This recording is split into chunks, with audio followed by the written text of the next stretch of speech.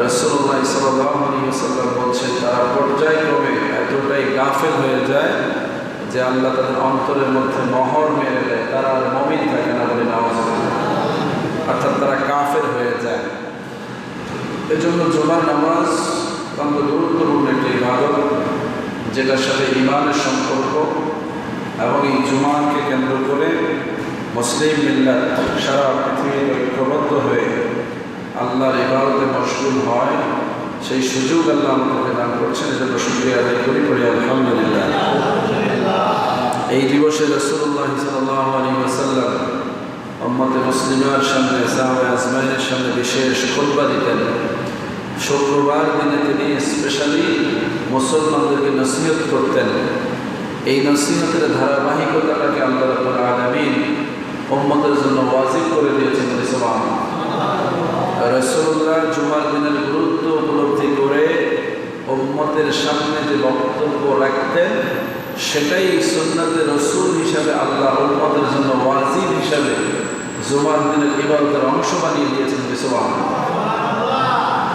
তাহলে রাসূলুল্লাহ সাল্লাল্লাহু আলাইহি ওয়াসাল্লাম কতটা গুরুত্ব দিয়ে জুমার দিনকে উম্মতের সামনে উপস্থাপন করতে সক্ষম হয়েছেন, যেটা আল্লাহ রাব্বুল আলামিন কবুল করে নিয়েছেন। আলহামদুলিল্লাহ। এবং এই ধারাবাহিকতা আল্লাহ কোরআনের মধ্যে জুমার নামাজের পক্ষে আয়াত নাজিল করে দিয়েছেন। মুমিনদেরকে উদ্দেশ্য করে আল্লাহ আহ্বান করেছেন, ইয়া আইয়ুহাল্লাযীনা আমানু ইযা নুদিয়া লিস-সালাত মিন ইয়াউমিল জুমআহ ফাসআউ ইলা যিকরিল্লাহি ওয়া যারুল বায়'। একমাত্র জুমার নামাজকে কেন্দ্র করে স্পেশাল অর্ডার মুমিনদের উদ্দেশ্যে আল্লাহ সাবমিট করেছেন যে জুমার দিনে যখন আজান হয়ে যাবে, নামাজের জন্য ডাকা হবে, তখনই তোমরা মসজিদে চলে আসো। ফাসআউ ইলা যিকরিল্লাহ, আল্লাহর স্মরণের মধ্যে ঢুকে পড়বে, নিজেকে আর গাফেল রাখবে না, দুনিয়ার কোনো কাজে নিজেকে মশগুল রাখবে না, একমাত্র আল্লাহ এবং আল্লাহ রাসূলের দিকে রুজু হয়ে যাবে। জুমার দিনে এই জন্য আজানের পরে সকল ধরনের লেনদেন মুআমালাত হারাম করা হয়েছে। সুবহানাল্লাহ বলবেন না? অন্যান্য প্রচলিত নামাজের সময়গুলো হালাল না, হারাম না, এরকম কোনো বিষয় উল্লেখ করা হয় না, কিন্তু জুমার দিনের বিষয়টাকে আল্লাহ খাস করে দিয়েছেন যে জুমার দিন, জুমার আজানের পরে দুনিয়াবি কাজ, ব্যবসা বাণিজ্য, অন্যান্য সমস্ত কাজগুলো হারাম হয়ে যাবে। এজন্য এই সময় এই কাজের মধ্যে থাকাটা সওয়াব তো নাই, বরং আল্লাহর বিধানকে লঙ্ঘন করার কারণে গুনাহগার হতে হবে। লাভ তো নাই, লস হবে। এই ব্যবসায়, এই বেচা কিনায় লাভের বদলে কি আসবে? লস আসবে। যদিও আপাত দৃষ্টিতে মনে হয় যে এই সময় একটু বাড়তি বেচা কিনা করা যায়, কারণ জুমার দিন, জুমার নামাজের আজান হয়ে গেলে অনেক দিনদার ব্যবসায়ীরা আছে, তারা ব্যবসা বন্ধ করে দেয়। অনেক মানুষ আছে তারা দোকানপাট খোলা রাখে না। এই সময় সুযোগ বুঝে কিছু ব্যবসায়ী ব্যবসা করে নেয়, ভাবে যে এই সময় যে অন্যরা ব্যবসা করে না, আমি একটু ব্যবসা করলে বোধহয় লাভবান হব।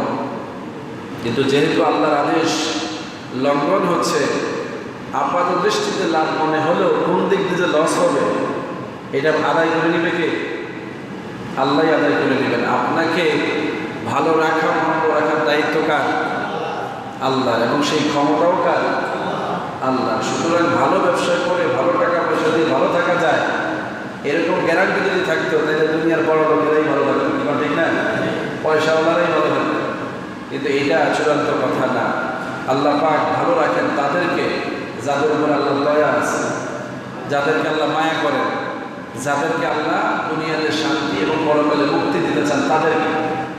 সেই কারণে আল্লাহ রাব্বুল আলামিনের প্রিয় হাবিব আমাদেরকে আহ্বান করেছেন যে তোমরা দুইটা বিষয়ে বাড়াবাড়ি করবে না। একটা হচ্ছে মাল অর্জন করার ব্যাপারে যেমন তোমার বেশি আকর্ষণ থাকবে না, আবার মাল বন্টনের ক্ষেত্রেও তোমার কৃপণতা থাকবে না। অর্থাৎ মালের প্রতি মহব্বত আর মানুষকে দান করার ব্যাপারে কৃপণতা, এই দুইটাই ভালো লক্ষণ না। রাসূলুল্লাহ সাল্লাল্লাহু আলাইহি ওয়াসাল্লাম আমাদেরকে এই ব্যাপারে অনেকগুলো নসিহত করেছেন। ইয়াকুলু ইবনে আদম মালি, রাসূল বলছেন যে ইবনে আদম সবসময় এটাই বলে যে মালি মালি, আমার মাল, আমার মাল, আমার সম্পদ। বনি আদমের খাসিয়ত কি?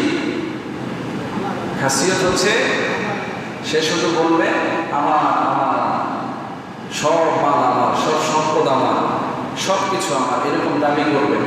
অথচ হাল্লাকা ইয়া ইবনে আদম, ইল্লা